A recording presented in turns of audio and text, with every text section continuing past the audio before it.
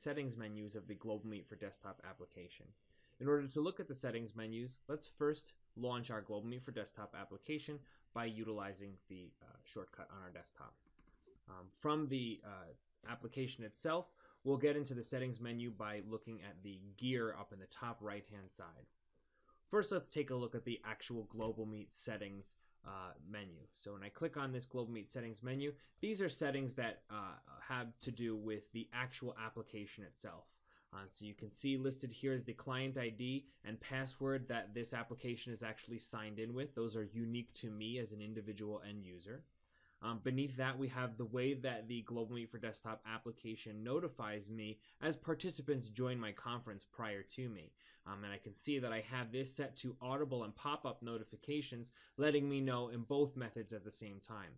If I wanted to change that, I could use this drop-down menu to select audible only or pop-up only. I prefer to receive the alert both via sound and via pop-up, so I leave that set as such.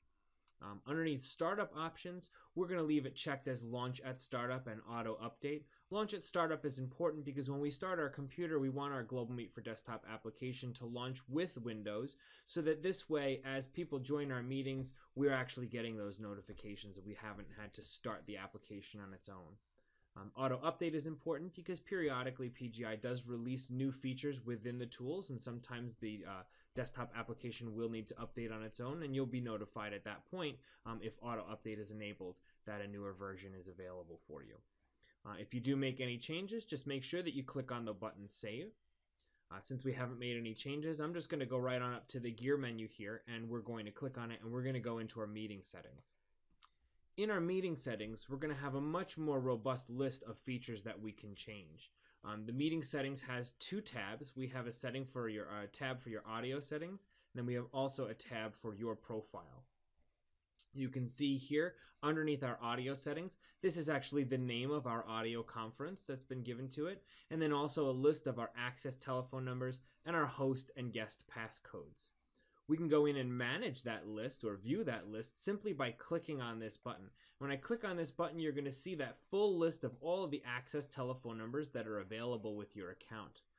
From this menu, I can choose which telephone numbers I would like to not include or include by checking off these boxes down the left-hand side. These telephone numbers, for the most part, apart from the U.S. toll telephone number, appear in alphabetical order by country. If you'd like to change the order that these telephone numbers appear in your invitations, you can use these little arrows that move the numbers up and down so that you can go ahead and change this order, and it will change in your account for when you send out your invitations for your participants. Again, any changes that you make on this menu, just make sure you click on the Save button. I'm going to go ahead and X out because I haven't made any changes. From below this horizontal line, we can see the specific conference options for the audio conference for when we're actually in the audio conference. The most prominent feature that is generally adjusted by our host is the action that is taken when a guest joins the meeting and when a guest leaves the meeting. And you can see underneath this drop-down menu, we have the option for silent entry, play a tone, or announce a recorded name. And your defaults will be tone on entry and tone on exit here, but if you wanted to change that to silent so you're not hearing anything as your participants join or exit, you can go ahead and make those changes. Some other options that are really neat for you to enable underneath this list are playing music until you join. If you're having a customer-facing call and you wanted the music on hold until the host joins the call, you could go ahead and flip this switch on. Also, attendance to your email after the meeting is concluded. If you flip this switch, you'll actually get an email that has a full list of all of the attendees that have joined your session. Keep in mind that if your account is an enhanced authentication account, which gives you the full list of telephone numbers or access points around the globe, these two features are mandatory in order to provision you with that full list. So you will have music on hold until you join and send attendance to your email as mandatory features that you cannot shut off. Any changes that you make on this menu, again, make sure that you click on Save.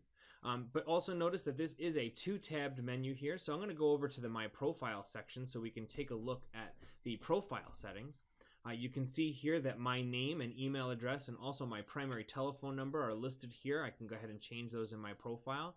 And then also down on the bottom, my contact information. So this has to do with the actual physical address of where I'm located. Now, in the center, we have this options for meeting preferences, and these are really neat preferences that you're going to want to come in here and customize.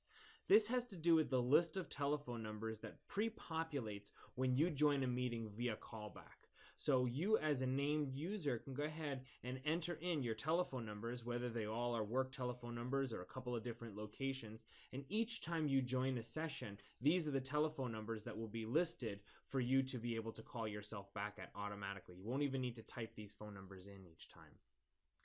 On the right-hand side, you can choose to have Auto Connect Audio enabled, meaning as soon as you click on Start My Meeting, that the audio will then initiate and dial out to you.